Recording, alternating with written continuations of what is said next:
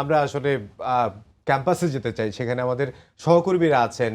সেখানে এখন কি পরিস্থিতি? আমরা ইমদাদ সহকর্মীর আগে আমার মনে হয় একজন বিশেষজ্ঞের যদি কথা যদি আমরা শুনে আসি, আমরা যদি অনলাইনে যুক্ত করতে আচ্ছা, পারি। এই যেই পরিস্থিতি, এখন নির্বাচনের যেই পরিস্থিতি, এই পরিস্থিতিতে আসলে আমাদের কি অনেকগুলো হতে পারে? প্রশ্নও আছে আসলে কি তার হতে কাছে। পারে? কি কি হতে হচ্ছে? পারে? জি, যে আমাদের সঙ্গে জাহাঙ্গীরনগর বিশ্ববিদ্যালয়ের অধ্যাপক ডক্টর আদিল মোহাম্মদ খান তিনি যোগ দেবেন। আহ, আপনাকে স্বাগত জানাচ্ছি। জি, ধন্যবাদ আপনাকে। জি, আজকে যে জাহাঙ্গীরনগর বিশ্ববিদ্যালয়ে নির্বাচন অনুষ্ঠিত হচ্ছে, বেশ কিছু অভিযোগ, পাল্টা অভিযোগ এবং কারচুপির অভিযোগ করেছেন অনেকেই। ছাত্রদল সমর্থিত প্যানেল থেকে শুরু করে স্বতন্ত্র প্যানেল এবং বাম রাজনৈতিক দলের সমর্থিত বেশ কয়েকটি প্যানেল তারা নির্বাচন বর্জনের ঘোষণা দিয়েছে। কমিশন পুনর্গঠন করে আবার পুনরায় নির্বাচনের দাবি জানিয়েছে। আসলে আপনি এটাকে কিভাবে মূল্যায়ন করবেন? আসলে কতটুকু যৌক্তিক বিষয়টা?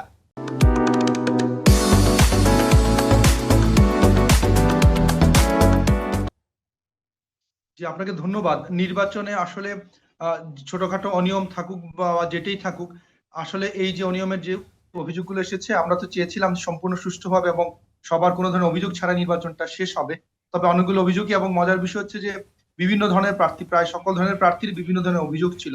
এমনকি ব্যালট পেপার ছাপানো নিয়ে কোথা থেকে ছাপানো হয়েছে এই অভিযোগগুলো এসেছে, পোলিং এজেন্ট ঢোকানো বিষয়গুলো এসেছে। কিন্তু নির্বাচন যে স্কেলে হয়েছে, উৎসব মুখর পরিবেশে নির্বাচন হয়েছে, এখন অভিযোগগুলোর আদৌ সত্য কিনা সেটা যদি আপনি বিচার বিশ্লেষণ না করে কোনো ধরনের কনক্লুশন আসার কোনো সুযোগ নেই।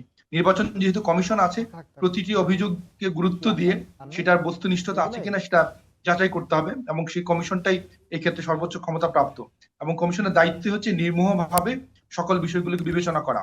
বাংলাদেশের বাস্তবতায় যেহেতু নির্বাচনগুলোতে আমরা চাই বা না চাই একটা রাজনৈতিক আবহাওয়াতে হচ্ছে, এই কারণে এখানে পলিটিক্স গুলো, ন্যাশনাল পলিটিক্স, তার সাথে ডাকসুরি যে নির্বাচনগুলো সব মিলে দেশে একটা, এই নির্বাচনে যে ধরনের হাইপ আছে, সে হাইপটা অনেক ক্ষেত্রে টেনশন বাড়িয়েছে। কিন্তু নির্বাচনগুলোর কমিশনের দায়িত্ব হচ্ছে নির্বাচনের সকল ফেজে নিরপেক্ষতা বজায় রাখা, এবং কোনো কারণে কোনো ধরনের অভিযোগ আসলে তাৎক্ষণিক সমস্যার যেগুলো সমাধান করা সেটা, আর না হলে বিশেষ বিবেচনায় যে বিষয়গুলোকে আর একটু সময় নিয়ে করতে হবে সেটা করতে হবে। এটা হচ্ছে কমিশনের দায়িত্ব। এবং এই মুহূর্তে নির্বাচন বাতিল বা নতুন করে বলার চেয়েও বিষয় হচ্ছে যে আপনি যে অভিযোগগুলো করছেন সেটা কতটুকু গুরুত্বপূর্ণ, তার পিছনে এভিডেন্স আছে কিনা, এবং সেটা স্কেলটা কতটুকু। অনেক সময় ছোট স্কেলের একটা অভিযোগকে হয়তো অনেক সময় অনেক বড় করে দেখা হয়, আবার অনেক সময় অভিযোগটা যদি বড় হয় তাহলে সেটাকে সেভাবে বিবেচনা করতে হবে। তো নির্বাচনটাকে অবশ্যই আমাদের কমিশন এবং এই তার সাথে যারাই যুক্ত আছেন, এমনকি রাজনৈতিক দল বা দলের আবরণে যারা প্রার্থী হয়েছেন, তাদেরও দায়িত্ব আছে। এখানে আমি জিতছি বা হারতে যাচ্ছি কিনা তার চেয়ে বড় ইম্পর্টেন্ট নির্বাচনের যে কমিটমেন্ট, সবার এত বছর, 33 বছর পর একটা ইউনিভার্সিটি নির্বাচন হচ্ছে, আমরা চাই প্রতি বছর হোক। তাহলে সেই আমেজটাকে ধরে রাখার জন্য নির্বাচনী যারা দাঁড়িয়েছেন, কমিশনার সহ সবার দায়িত্ব আছে। এটাকে নিজের অনুকূলে বা প্রতিকূলে রেজাল্ট দিয়ে বিবেচনা করা যাবে না, বরঞ্চ রেজাল্ট যেটাই হোক সবাইকে স্বীকার করে নেয়া, এবং নির্বাচনের বস্তুনিষ্ঠতা নিয়ে আসলে যদি কোনো অভিযোগ থাকে সেটা নিরপেক্ষ তদন্ত করা, সেটা হচ্ছে যে কমিশনের কাজ, এবং আমরা শিক্ষক হিসেবে সেটাই চাই। জি, আমরা আমরা আসলে আরেকটি প্রশ্ন আপনার কাছে আমাদের, সেটি হচ্ছে শিক্ষক যারা রয়েছেন তারা পোলিং এজেন্টের দায়িত্ব পালন করছিলেন, প্রিজাইডিং অফিসারের দায়িত্ব পালন করেছিলেন, এরকম 3 জন শিক্ষক তারা নিজেরাও নির্বাচন বর্জন করেছেন। এই বিষয়টিকে আপনি কিভাবে দেখছেন এবং এটা আসলে নির্বাচনে কতটা, নির্বাচন বানচালে বা পুনরায় নির্বাচন করার জন্য কতটা যৌক্তিক আপনার কাছে মনে হয়, বা যখন সেটি একটা হবে অভিযোগ করে কিনা? সেটা তো অবশ্যই গুরুত্ব আছেই, ইভেন একজন ভোটারও করলে সেটা গুরুত্ব আছে। তবে দেখতে হবে যে শিক্ষকদের কোনো রাজনৈতিক চরিত্র আছে কিনা সেটা একটা বিষয়। আর বিষয় হচ্ছে যে ওনাদের অভিযোগটা যদি তদন্ত হতে হবে। আর সেখানে অন্য শিক্ষকদেরও অন্য বিভিন্ন কেন্দ্র আছে, হ্যাঁ, একই কেন্দ্রে একই ধরনের সিচুয়েশন হতে পারে। কোনো এক কেন্দ্রে যদি কোনো একজন শিক্ষকের যদি কোনো একটা অভিযোগ থাকে, সেটা অবশ্যই গুরুত্ব দেখা উচিত। কিন্তু সেটার কারণে পুরুষ নির্বাচনে যে সকল কেন্দ্রে সকল জায়গাতে একই ধরনের অভিযোগের বস্তুনিষ্ঠতা থাকবে এটা নাও হতে পারে। কিন্তু অবশ্যই শিক্ষকরা যদি করে থাকেন, আমরা মনে করি সেটা গুরুত্ব দেওয়া উচিত, এবং কোনো প্রার্থীও যদি করে সেটাও গুরুত্ব দেওয়া উচিত। কিন্তু এই মুহূর্তে যে পুনরায় নির্বাচন, সেটা কমিশন ঠিক করবে। কেননা পুরো স্কেলটা হচ্ছে যে কমিশনের কাছেই জানবে যে কোথায় কি ধরনের নির্বাচনে কি ধরনের অভিযোগ আসছে। এবং এই ক্ষেত্রে আমরা মনে করি কমিশনকে স্বাধীনভাবে কাজ করতে দেওয়া উচিত। এবং পরবর্তীতে ইভেন আমরা দেখেছি যে ঢাকা বিশ্ববিদ্যালয় নির্বাচনেও অনেক অভিযোগ এসেছিল, সেগুলোর নিয়ে অনেক ধরনের কথা এসেছে। কিন্তু এখন আলটিমেটলি আর কোনো রায় না আসা পর্যন্ত, তদন্ত না হওয়া পর্যন্ত কোনো অভিযোগে সেটা সত্য বা সেটা সত্যতা আছে কিনা সেটা নিয়ে আমাদের কোনো ধরনের কনক্লুশনে না গিয়ে বরঞ্চ প্রসেসগুলো, নির্বাচন একটা প্রসেসের মধ্য দিয়ে হয়। যে কোনো অভিযোগ তার সেই অভিযোগের তদন্ত, তার উপরে আপিল, হ্যাঁ, ইভেন নির্বাচনের রায় হওয়ার পরে অনেক সময় সেই আপিলগুলো নিয়ে আলাপ করার সুযোগ থাকে। এজন্য আমরা নির্বাচনটাকে একটা প্রক্রিয়ার মধ্য দিয়ে দেখে সেই প্রক্রিয়াটা সকল ক্ষেত্রে যে আমরা একদমই জাস্টিস এনশিওর করতে পারছি কিনা সেই লেন্সে দেখা উচিত। সেই লেন্সে দেখা গেলে তখন আমি মনে করি যে কোনো অভিযোগ হোক, সেই অভিযোগটা যিনি অভিযোগ করেছেন তিনি কমিশনের কাছ থেকে এক ধরনের সন্তোষজনক জবাব সেই প্রক্রিয়ার মধ্য দিয়ে পেতে পারেন। এবং মূল আমাদের যে 5ই আগস্টের যে গণঅভ্যুত্থানের পরে নির্বাচন নিয়ে যে আগ্রহের জায়গাটা, সেই আগ্রহ জায়গাটা সবাই সেটাই চায় যে নির্বাচন যেন সুষ্ঠু হয় এবং কোনো ধরনের এক্সটার্নাল অথবা ইন্টারনাল কোনো ধরনের ইনফ্লুয়েন্স যেন নির্বাচনের সামগ্রিক পরিবেশ এবং আলটিমেটলি যে আমরা সঠিক এবং যোগ্য প্রার্থীকে যারা ভোটাররা ভোট দিয়েছেন তাদেরকে যেন নির্বাচিত করতে পারি, এখানে কোনো ধরনের কম্প্রোমাইজ করবার কোনো সুযোগ নেই। এটা কমিশনে যারা আছেন আমরা আশা করি সবাই সেটাকে সেভাবেই দেখবেন। অধ্যাপক আদিল রহমান খান, আমি জানতে চাই আসলে এইখানে আমরা এতক্ষণ পর্যন্ত কথা বলছিলাম যে আসলে যে যারা নির্বাচন আয়োজন করেছে তাদের যে ভূমিকাটা, তাদের বিরুদ্ধে যে ধরনের অভিযোগগুলো উঠছে যে আসলে তারা কি সঠিকভাবে দায়িত্ব পালন করছেন কিনা, তার চেয়েও বড় বিষয় যে নির্বাচনটা সুষ্ঠু করার জন্য যে ধরনের দিক নির্দেশনাগুলো দেয়া দরকার ছিল, বিশেষ করে ভোটারদের পক্ষ থেকে অনেকগুলো অভিযোগ আসছে যে তারা আসলে ঠিকভাবে জানতো না কিভাবে ভোটটি দিতে হবে, টিক চিহ্ন নাকি ক্রস চিহ্ন, এ ধরনের কিছু বিষয় সামনে চলে আসছে। এক্ষেত্রে কি আপনি নির্বাচন কমিশনের তথা প্রশাসনের বা বিশ্ববিদ্যালয় কর্তৃপক্ষের কোনো অবহেলা আপনি দেখতে পান? নির্বাচন কমিশনের বেশ কিছু সিদ্ধান্তের ক্ষেত্রে তারাও কনফিউজ ছিল। এই ধরনের অনেক কিছু আমরা যেটা দেখেছি ভোটারদের বিভিন্ন ধরনের কমেন্টস বা দেখেছি যে কখন কিভাবে ওএমআর দিয়ে হবে কি, কাউন্টিং হবে কিনা, তারপর হচ্ছে যে ডোপ টেস্ট নিয়েও ঠিক কনক্লুশনে কোনোভাবে যেতে পারেনি, পোলিং এজেন্ট ঢুকা না নিয়েও দেখেছি যে অনেকের অনেক ধরনের অভিযোগ আছে। আমার কাছে মনে হচ্ছে নির্বাচন কমিশনের কিছুটা হলেও প্রস্তুতির ঘাটতি ছিল। সেই ঘাটতির কারণে অনেকগুলো অভিযোগ এসেছে। সেই অভিযোগগুলো যদি প্রস্তুতি যদি ঠিক থাকতো তাহলে আমার মনে হয় সেই অভিযোগগুলো গোড়াতে এড়ানো যেত। এমনকি আমাদের যে ব্যালট পেপার গুলো যেখানে ছাপানো হয়েছে সেখানেও যে রাজনৈতিক সম্পৃক্ততার পাল্টা অভিযোগ দেখেছি, এগুলো প্রস্তুতির ঘাটতির একটা বহিঃপ্রকাশ। আমার মনে হয় এখানে প্রস্তুতির ঘাটতি ছিল। সেই ঘাটতিগুলো যদি না থাকতো তাহলে অনেক অভিযোগগুলোকে আমরা পাশ ফিরে আমরা রাখতে পারতাম। সেই জন্য অবশ্যই কমিশনকেও কিছু দায় দায়িত্ব নিতে হবে। কিন্তু সামগ্রিকভাবে নির্বাচন সুষ্ঠু হয়েছে কিনা সেই বিষয়টা নিয়ে এখনকার যে মৌলিক প্রশ্নটা এসেছে সেই জায়গাতে গুরুত্ব আরোপ করা উচিত এবং কোনো যদি অভিযোগ থাকে সেটা বস্তুনিষ্ঠতা নিয়ে চিন্তা করা উচিত। কারণ যেটা পেছনে চলে গিয়েছে সেটা নিয়ে আমরা হয়তো এই মুহূর্তে বড় কিছু করা যাবে না, কিন্তু নির্বাচনের সুষ্ঠুতা নিয়ে এবং ব্যালট যারা ভোট দিয়েছেন সেই ভোটের যে রাইটটা সঠিকভাবে প্রতিফলিত হচ্ছে কিনা এই জায়গাটা খুবই গুরুত্বপূর্ণ এই মুহূর্তের জন্য। এই মুহূর্তে কমিশনকে অন্তত এই জায়গাতে, যেহেতু এখনো সময় পার হয়ে যায়নি, এখন যে করণীয় যতটুকু বাকি আছে সেই জায়গায় যেন ওনারা ইম্পার্শিয়াল থাকে এবং ওনারা সবার জন্য যেন ন্যায় বিচার এনশিওর করে, এটা ওনাদের জন্য এই মুহূর্তে অত্যন্ত গুরু দায়িত্ব। ডক্টর আদিল মোহাম্মদ খান, আপনার কাছে আরেকটা বিষয় জানতে চাই। মোটা দাগে যে সকল রাজনৈতিক দলের সমর্থন নিয়ে যে সকল প্রার্থীরা আজকে নির্বাচনে অংশ নিয়েছে তাদের কম বেশি সবারই আচরণবিধি লঙ্ঘন নিয়ে এবং নির্বাচন কমিশনের ভূমিকা নিয়ে কিছু কথা উঠেছে। তো এই যে আচরণবিধি লঙ্ঘন নিয়ে তারা পাল্টা অভিযোগ দায়ের করেছে কমিশনের কাছে, সেটা নিষ্পত্তিতে কমিশনের ভূমিকা, এটা নিয়ে আসলে আপনার পর্যবেক্ষণটা জানতে চাই।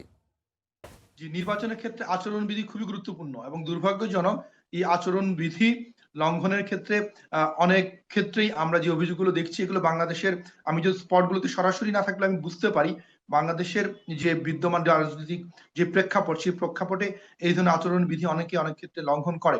তবে কমিশনের দায় দায়িত্ব হচ্ছে যে এখানে প্রতিটা অভিযোগ কেস বাই কেস তাকে এটাকে তদন্ত করতে হবে, এভিডেন্স নিতে হবে এবং আচরণবিধির লঙ্ঘন করার কারণে যদি কারো প্রার্থিতা বাতিলের মতো বিষয়গুলো যদি থাকে বা আচরণ আমাদের নির্বাচনী যে বিধিতে যা আছে সেটা তাকে নির্মমভাবে আমাদের এক্সারসাইজ করতে হবে। এবং এই ক্ষেত্রে প্রস্তুতি যদি আরো বেশি থাকতো, আমরা যেটা একটু আগে বলছিলাম, কমিশনের প্রস্তুতি আরো অনেক বেশি থাকলে আচরণবিধি লঙ্ঘন করার যে অ্যাটেম্প গুলোকে কিন্তু শুরুতেই কিন্তু এগুলোকে আমরা প্রতিরোধ করা যায়। এই জন্য প্রস্তুতির ঘাটতিটার এখানে এই কথাটা আসে। তবে আচরণবিধির যে অভিযোগগুলো এসেছে আমরা মনে করি অবশ্যই এটা কমিশনের বলটা এখন কমিশনের কোর্টে। আচরণ বিধির ক্ষেত্রে প্রতিটা ক্ষেত্রে তাকে এভিডেন্স দিয়েই তাকে প্রতিটা কেসের ক্ষেত্রে তার যে বিধি অনুযায়ী তাকে কাজগুলো করতে হবে এবং এই ক্ষেত্রে অবশ্যই তাকে কোনোভাবেই মানে আবেগের বশবর্তী হওয়া যাবে না এবং সেক্ষেত্রে ইম্পার্শিয়াল হতে হবে এবং এই ক্ষেত্রে তাদের ঠান্ডা মাথায় প্রতিটা কেসকে বিবেচনা করা দরকার।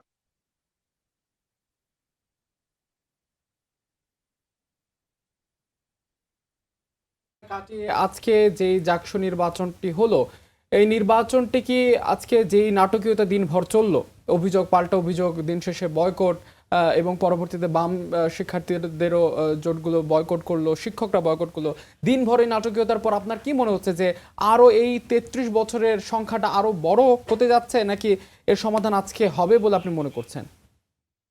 আমি এখানে একটা মৌলিক বিষয় আমি আলোকপাত করতে চাই।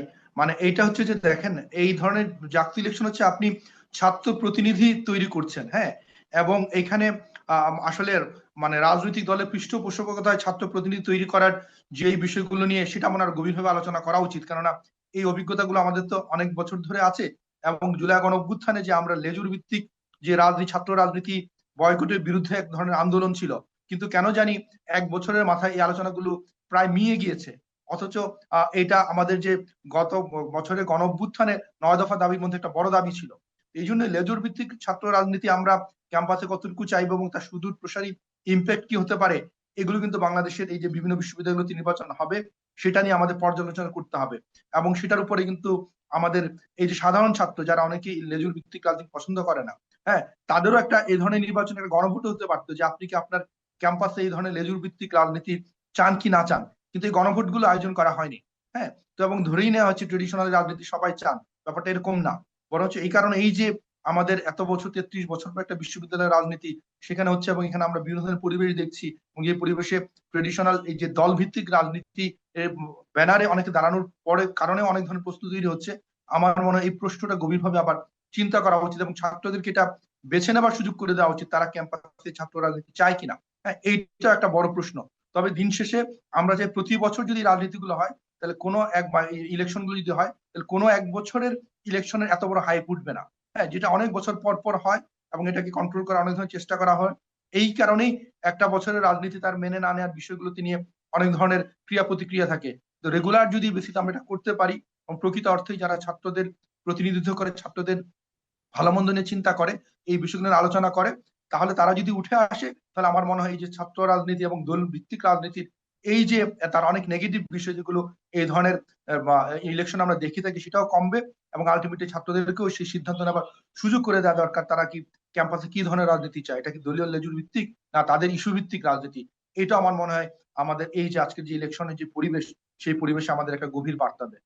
একেবারে একেবারে সংক্ষেপে আপনার কাছে জানতে চাই যে ডাকসু নির্বাচন আমরা দেখেছি অনেক মিশ্র প্রতিক্রিয়া ছিল নির্বাচন নিয়ে, নির্বাচনে বিভিন্ন পক্ষের ভূমিকা নিয়ে। তো আজকে এখন জাকসুর ভোট গণনা চলছে, ভোট গণনা শেষে ফলাফল প্রকাশ করা হবে। তো ফলাফল প্রকাশ করা হলে যারা অংশ নিয়েছে আজকে নির্বাচনে তাদের ভূমিকাটা কেমন হওয়া উচিত ফলাফল প্রকাশের পর? যারা অংশ নিয়েছেন, জি, তারা তো একটা অবশ্যই এই ইলেকশনের প্রসেস যেটা আছে সেই প্রসেসকে অনার করে অংশ নিয়েছেন, তাহলে অবশ্যই সেই প্রসেসকে সম্মান করা উচিত। আমি আবার এই কথাটা বলছি। এবং কারো যদি কোনো অভিযোগ থাকে, সেই অভিযোগের যে আপনার তার যে রেমিডি পাওয়ার যে প্রক্রিয়া, সেই প্রক্রিয়াটাও আছে, এই ধরনের বিধিতে আছে। তাহলে সেই কমিশনের উপরে যেহেতু আস্থা নাই, এমন কেউ বলে নাই যে আমরা মানে নির্বাচনের আগে যে কমিশনের প্রতি আস্থা নাই। যদি কমিশনের প্রতি আস্থা থাকে, তাহলে অবশ্যই ফল গণনা সেটা একটা প্রক্রিয়া প্যারালাল চলবে। আর যার যে ধরনের অভিযোগ আছে সেই অভিযোগগুলো নিয়ে অবশ্যই কমিশন সেটা কেস বাই কেস সেটাকে বিচার করবে। এবং যদি ফল হয়েও যায় এবং পরবর্তীতে দেখা যায় যে অভিযোগের সত্যতা আছে, তাহলে কোনো একটা পার্টিকুলার কোনো একটা পদে বা কোনো একটা হলে যদি কোনো ধরনের কাউন্টিং, রিকাউন্টিং বা রিইলেকশন হওয়ার দরকার হয়, সেটা কমিশন বুঝবে। কিন্তু সবকিছু হতে হবে সে বিধি মোতাবেক। এটা আবেগ বা কোনো ধরনের রাজনৈতিক যে আপনার হচ্ছে যে পরিচয়, সেটার কোনো ধরনের সুযোগ নাই। একটা বিশ্ববিদ্যালয়, এটা কোনো ইউনিয়ন পরিষদের নির্বাচন না। আমরা শ্রদ্ধারেই বলছি, বিশ্ববিদ্যালয়ে সব জ্ঞানী যারা আছেন সবাই জ্ঞানী, ছাত্ররা যারা তারাও আলোকিত মানুষ। আমি মনে করি সবাই এই বিষয়গুলোকে যদি শ্রদ্ধা করে, একে অপরের উপরে আস্থাশীল থাকে, তাহলে আমার মনে হয় যেটাই হোক সার্বিক বিচারে এই যে নির্বাচন সেটাকে আমরা যেন অন্তত সফল করতে পারি, এবং যেন প্রতি বছর এই ধরনের উৎসব মুখর আমেজ এবং সবাই সবাইকে আস্থার ভিত্তিতে যেন আমরা এই ধরনের নির্বাচনের মাধ্যমে প্রকৃত অর্থে আমাদের যারা ছাত্র প্রতিনিধি, যারা আমাদের ছাত্রদের বিভিন্ন সুবিধা অসুবিধা নিয়ে বা ক্যাম্পাসিক শিক্ষাঙ্গনের পরিবেশ নিয়ে কথা বলবেন, কাজ করবেন, সেই পরিবেশটা যেন জারি থাকে। স্যার, সবশেষ ছোট্ট করে একটু জানতে চাই, এই মুহূর্তে আমাদের কাছে খবর এসেছে যে জাকসুর যিনি সদস্য সচিব আমাদের প্রক্টর রশিদুল আলম স্যার, তিনি যেটি বলছেন ম্যানুয়াল পদ্ধতিতে ভোট গণনা করা হবে, তাই ফলাফল পেতে আগামীকাল সকাল বা দুপুর পর্যন্ত সময় লাগবে। এই বিষয়টাকে আপনি কিভাবে দেখছেন যে এত সময় তো আসলে লাগার কি কথা স্যার? না, আসলে প্রতিটা হলে তো আলাদা আলাদা কাউন্ট হলে এত সময় লাগার কথা না, এটা একটা বিষয়। এবং রেজাল্ট বের হতে যত দেরি হবে, উৎকণ্ঠা, উদ্বেগ এবং সেটা নিয়ে তর্ক বিতর্ক বাড়বে, এটা এক জিনিস। আর আমি বিশ্বাস করি যে কোনো নির্বাচন, ইভেন জাতীয় নির্বাচন থেকে শুরু করে আমাদের এই ইউনিভার্সিটি নির্বাচনগুলো সবগুলো ম্যানুয়াল পদ্ধতিতে কাউন্ট করা উচিত। কারণটা হচ্ছে এইটা, ম্যানুয়াল পদ্ধতি হচ্ছে এখন পর্যন্ত সারা বিশ্বে সবচেয়ে স্বীকৃত পদ্ধতি। এবং ম্যানুয়াল পদ্ধতিতে যদি প্রার্থীরা যদি তাদের পোলিং এজেন্টকে নিশ্চিত করতে পারে, সেখানে কারচুপি হওয়ার সম্ভাবনা সবচেয়ে কম। এই বিষয়গুলো নিয়ে যে ধরনের বিতর্ক তৈরি করা হয়, এই বিতর্কগুলো আমরা শুরুতে এড়াতে পারতাম যদি ম্যানুয়াল পদ্ধতিতে আমরা এই বিষয়টা নিয়ে কোনো ধরনের আমরা বিতর্কের জায়গায় না রেখে সরাসরি চলে যেতে পারতাম। তো বাংলাদেশের ক্ষেত্রে এই বিষয়টা এখনো আসছে, কিন্তু আমি আশা করি এত কালকে সকাল পর্যন্ত যাওয়ার প্রয়োজন নাই। কেননা আমাদের যে পরিমাণ সংখ্যা, ছাত্রের সংখ্যা, ভোটারের সংখ্যা, আমরা মনে করি আরো আগে হওয়া উচিত। যত দেরি হবে তত বেশি এটা নিয়ে কথা উঠবে, তর্ক বিতর্ক হবে, এবং সেখানে অনেক ধরনের অনৈতিক কোন একটা প্রভাব বিস্তারের যদি চেষ্টা কেউ করতে থাকে, সেটা সুযোগটা বাড়বে, কেননা রাতটা গভীর হয়ে যায়। তবে ম্যানুয়াল পদ্ধতিতে কাউন্টিংটা সেটাই অবশ্যই হওয়া উচিত, এবং এটার প্রতি মানুষের সবচেয়ে বেশি আস্থা থাকে। আমরা মনে করি খুব দ্রুততার সাথে নির্বাচনের কাউন্টিং শেষ করা উচিত। আপনাকে ধন্যবাদ, অসংখ্য ধন্যবাদ আমাদের সঙ্গে যোগ দেওয়ার জন্য। ডক্টর আদিল মোহাম্মদ খান, জাহাঙ্গীরনগর বিশ্ববিদ্যালয়ের শিক্ষক, তিনি আমাদের সঙ্গে যোগ দিয়েছিলেন।